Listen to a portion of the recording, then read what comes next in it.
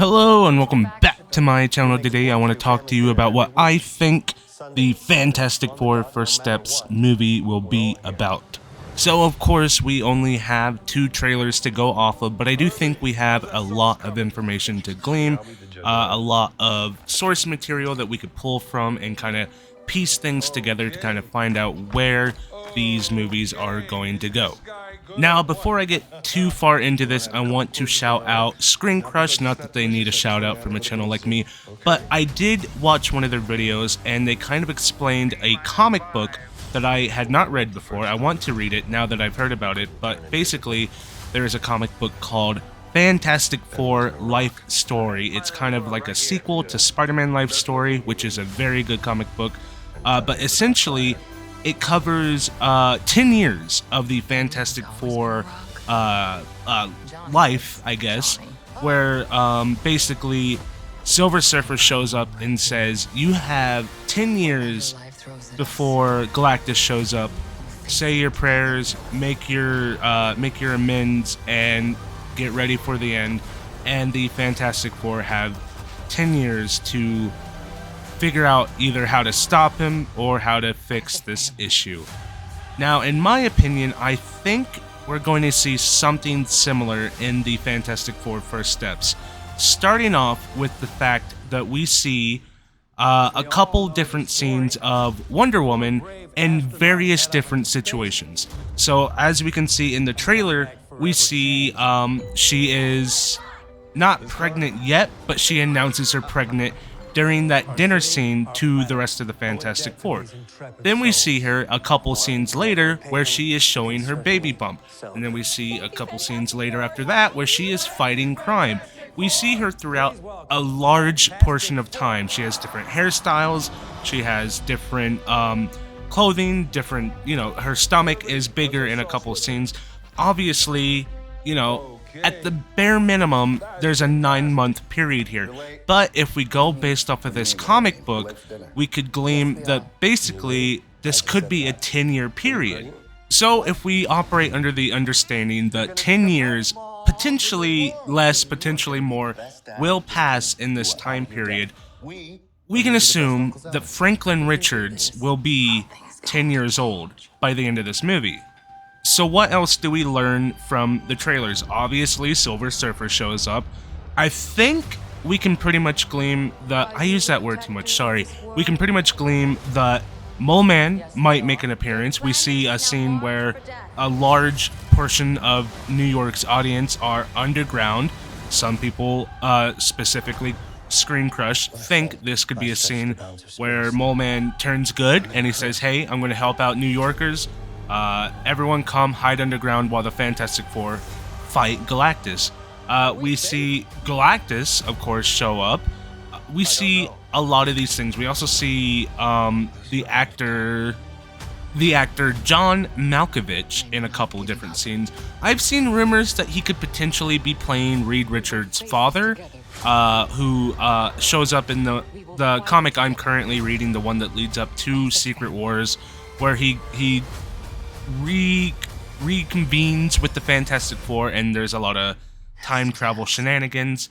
That is one theory. I don't know if I necessarily believe that, but it's possible. There's also rumors he could be playing a different supervillain. I don't remember his name, but we've seen that. And last but not least, we have seen very specifically the Fantastic Four mentioning dinner on Sunday at 7 o'clock on the dot.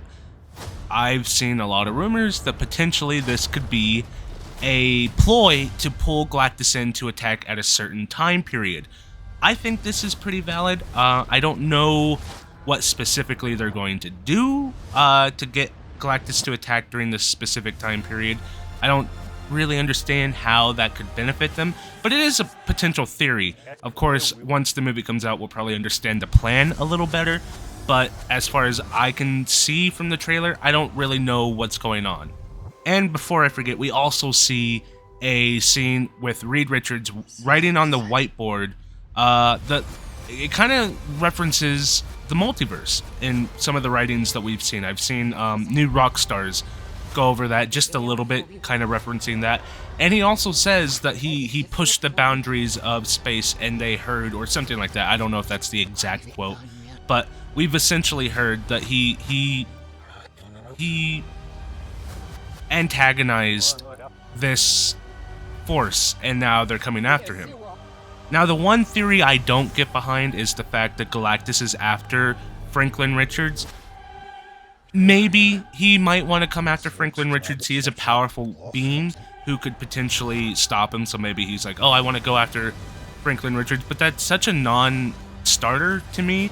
Obviously, they're not going to, like, that's not even going to be like a debate. They're not going to be like, well, what should we do? Should we give him our baby? Like, no, that's not even, who cares? That's not like, that provides no depth to the story. That provides nothing to, like, what are they gonna do? You know, I don't see that happening. Potentially he might be coming after Franklin, but ultimately I think he's just coming to feast on the planet like he always does. My theory on what Franklin Richards does in the story is, essentially, we all know that, well, we all assume that the Fantastic Four will lose. My theory on how they lose is, I kind of actually envision this almost perfectly. They're fighting, they're battling Galactus, and obviously not a whole lot's working here. They got a few good shots in, but things are going downhill. Franklin Richards shows up and he's like, Mom, Dad, please, I can do this. I can stop him. Just let me help. And they're like, no, you gotta get out of here. Go back to the Baxter building, blah, blah, blah, blah, blah. And he's like, no, I can help. And they're like, they look at each other and they don't know what else to do. They're definitely going to lose. And they kind of stand behind their son. And their son holds out his hands. Franklin holds out his hands. And he points it at Galactus. And we see him walking towards the camera. We see him walking towards the horizon. Or not the horizon. That would be walking away. But he's walking towards the camera. It's a big wide shot. And we see all of New York in this wide shot. And he's straining. He's struggling, he's pushing as hard as he can, and they're panicking because he's getting closer and closer and closer until finally he starts to swipe across them, and it's like, okay, at this point we're just gonna die as a family. And then boom, it cuts and the skyline changes. Galactus doesn't go away, the world changes, and instead of making Galactus disappear, he accidentally moves them to a new universe, the 616 universe. I think that's how the Fantastic Four escape. I don't think they win. Obviously, the biggest problem with Ant-Man Quantumania is that they didn't let the bad guy win. In this case, they gotta let the bad guy win. I know it sucks. It's a little bit different with Ant-Man Quantumania because that was the third movie. You could probably get away with that in the third movie, because you've had time to build up this character and make him more important. But with Fantastic Four, obviously it's their first movie. You want them to look powerful. I still think they can pull off this force. Having Franklin have the ability to blip you to a different universe, that's going to seem pretty powerful. Plus all the stuff that they're going to do, potentially in a montage. I hope it's not too big of a montage, but potentially in the beginning of the film, we're going to see them get their powers. We've already seen them in their astronaut suits. That's probably going to be a montage. We've seen them potentially fight Mole Man. There's going to be segments that the crowd of New York falls in love with the Fantastic Four. We've seen them say specifically that they love the Fantastic Four for what they've done for their world, essentially. That's another word I keep saying too much. But so I think they're going to do enough to make them seem pretty big and important.